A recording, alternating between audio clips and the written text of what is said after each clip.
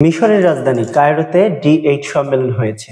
ডি8 সম্মেলনটা আসলে কি? এটা হচ্ছে ৮টা দেশের সমন্বয়ে মানে উন্নয়ন শীর্ষক একটা জোট। সেখানে মিশর, ইন্দোনেশিয়া, ইরান, বাংলাদেশ সহ পাকিস্তান আরো অন্যান্য রাষ্ট্রগুলো আছে, মোট ৮টা রাষ্ট্র। তো ডক্টর ইউনূস পাকিস্তানের প্রধানমন্ত্রী শাহবাজ শরীফের সাথে একটা আলাদা আলাপ করেন, সেটা কায়রোর একটা হোটেলে।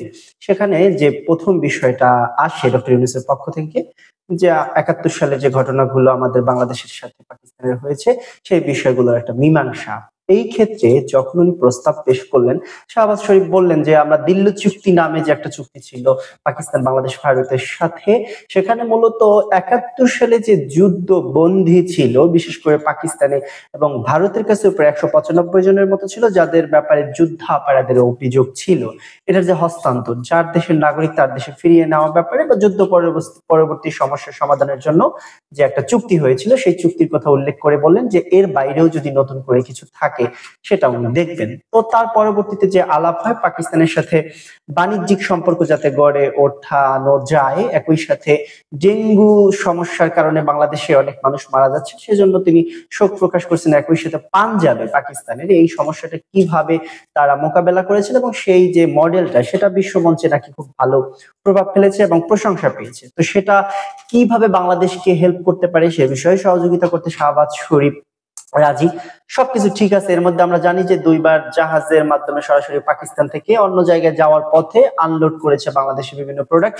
তা নিয়ে হুলস্থুল কাণ্ড, যদিও আওয়ামী লীগ সরকার ক্ষমতায় থাকা অবস্থায় যেই ধরনের পরিস্থিতি হইতো মিডিয়া বা পত্রপত্রিকা ঠিক ওরকম না হলে একটা গুঞ্জনের আলাপ যে পাকিস্তান থেকে কি আসছে, যে আনলোড করা হচ্ছে সেগুলা কি আসলেই ওই প্রোডাক্ট না অন্য কোনো কিছু, নাকি উস্কে দেওয়া হচ্ছে বাংলাদেশকে কোনো আহ অবৈধ অস্ত্র টস্ত্র দিয়ে টিয়ে 7 সিস্টার্স নিয়ে যা আলাপ রয়েছে সেই জায়গাতেও, যে পরিস্থিতি অস্থিতিশীল করার জন্য ভারী অস্ত্র দিচ্ছে কিনা, এরকম কিন্তু ফালতু আলাপ বিভিন্ন জায়গাতে আমরা দেখছি। কিন্তু সেটা ওই মোটা দাগে খুব মিডিয়ার মধ্যে, মেইন স্ট্রিম মিডিয়াতে না হলেও কিছু কিছু মানুষ বিভিন্ন জায়গা থেকে গুঞ্জন দেওয়ার চেষ্টা করছেন। সেটাকেও আমলে নিয়ে বললাম যে ব্যাপারটা আসলে কি হতে যাচ্ছে।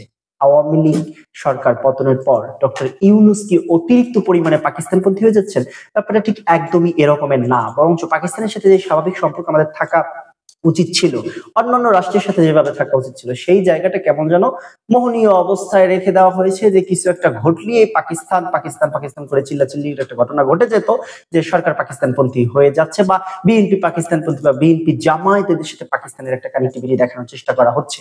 কিন্তু যতগুলো ক্রান্তি লগ্ন বিএনপি বা জামায়াতের আসছে, কেউ কিন্তু পাকিস্তান গিয়ে পালিয়েছে বা পাকিস্তান গিয়ে উঠে বসে রয়েছে বা পাকিস্তান সরাসরি মদদ দিয়ে বাংলাদেশের রাজনৈতিক পরিস্থিতিকে টালমাটাল করার চেষ্টা করছেন, সেটা কিন্তু আমরা অতীত ইতিহাস থেকে দেখিনি। যদি আমরা ২০২৪ সালের ৫ আগস্টের ঘটনার পর দেখি, শেখ হাসিনা কিন্তু সরাসরি দিল্লিতে গেলেন এবং মোদি সর্বশেষ যে টুইট বার্তা বা এক্স হ্যান্ডেল বর্তমানে যেটা, সেখানে বাংলাদেশের স্বাধীনতা নিয়ে যে কথা লেখেন যে সেই বিজয় হচ্ছে ওনাদের পাকিস্তানের সাথে ওনাদের একটা যুদ্ধের বিজয়, এবং একই সাথে এটা বাংলাদেশের কোনো কৃতিত্ব যে আদৌ আছে সেটা একেবারেই দিতে চাচ্ছেন না। এবং বাংলাদেশের রাজনীতিতে ইন্ডিয়ার যে হস্তক্ষেপ, সর্বোপরি আওয়ামী লীগ যেইভাবে ইন্ডিয়া মুখী হচ্ছে এবং তাদের নেতাকর্মীরা পাতি নেতা থেকে উপর নেতা যেই পাচ্ছেন বর্ডার ক্রস করে ইন্ডিয়াতে যাচ্ছেন, এবং ইন্ডিয়ান মিডিয়া গুলো বাংলাদেশের সংখ্যালঘু নির্যাতন হচ্ছে মর্মে যেই ধরনের প্রপাগান্ডা চালাচ্ছে, সবকিছু মিলিয়ে ইন্ডিয়ান আধিপত্যবাদ এই দেশে একেবারে প্রমাণিত। সেই ক্ষেত্রে কিন্তু পাকিস্তানের সাথে অন্যান্য দেশের সাথে যে স্বাভাবিক সম্পর্কটা থাকার দরকার ছিল একটা দেশ হিসেবে বাংলাদেশের, সেটাও কিন্তু নেই। তো এই ঘটনার পরবর্তীতে যে খুব টালমাটাল করে ফেলবে পরিস্থিতি, যে পাকিস্তানের সাথে সম্পর্ক হয়ে গেল, দেশ পাকিস্তান হয়ে গেল, এইসব গুজবে এবং এই সমস্ত কথাবার্তায় কান দেওয়ার খুব বেশি কিছু নেই। বরঞ্চ বাংলাদেশ সরকার প্রত্যেকটা দেশের সাথে যে এইভাবে স্বাভাবিক সম্পর্ক রাখবে, সেটা ইন্ডিয়া হোক, পাকিস্তান হোক, মিশর, তুরস্ক, ইন্দোনেশিয়া, যে কোনো দেশ হোক না কেন, সেটা মুসলিম প্রধান হোক বা মুসলিম প্রধান দেশ হোক, সেই স্বাভাবিক প্রক্রিয়াটা রাখতে পারে। সেই জায়গা থেকে যে ট্যাবুর ধারণা রয়েছে, একটা ট্যাগিং এর আলাপ রয়েছে, যে এটা করলে এটা হয়ে গেল, বরঞ্চ সেটা ভাঙা উচিত। বিশেষ করে পাকিস্তানের ক্ষেত্রে আরো বেশি। আমরা বাংলাদেশ নিজস্ব এটা পলিসি থাকবে, সেই পলিসির মাধ্যমে যে কোনো দেশের সাথে আমরা সম্পর্ক রাখতে পারি, এবং যে কোনো দেশ যদি আমাদের সাথে বৈরী আচরণ করে সেক্ষেত্রে আমরা তাদের সাথে সম্পর্ক ভাঙতে পারি। সেই জায়গাটা যখন বাংলাদেশের তৈরি হবে, বাংলাদেশের নিজস্ব পররাষ্ট্র নীতি তৈরি হবে, তখন কিন্তু পার্শ্ববর্তী দেশ ডমিনেট করার যে একটা কালচার বা ইচ্ছা তাদের মধ্যে রাখে, সেটা থেকে বেরিয়ে আসতে বাধ্য হবে। কিন্তু এই টোটাল পলিসিটিকে বাস্তবায়ন করার জন্য বাংলাদেশের সমস্ত রাজনৈতিক শক্তি, সমস্ত দল, তারা সবাই ঐক্যমত্য থাকতে হবে বাংলাদেশ প্রশ্নে।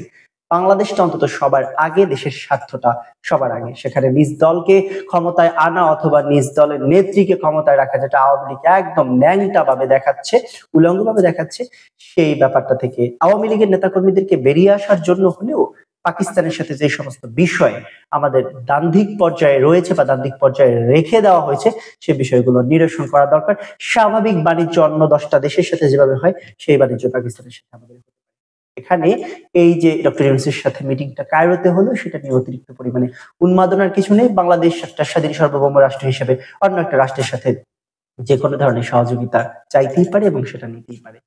দাহ হলে হতে পারে একমাত্র আধিপত্য বিস্তার করে একটা দেশকে লুটপাট করার চিন্তা যাদের আছে এবং সেই সুযোগ দিয়ে যারা দীর্ঘমেয়াদে ক্ষমতায় থাকতে চান পার্শ্ববর্তী কোনো রাষ্ট্রের অথবা দূরবর্তী কোনো রাষ্ট্রের সমর্থন নিয়ে, সেই জায়গাটা থেকে বেরিয়ে আসে।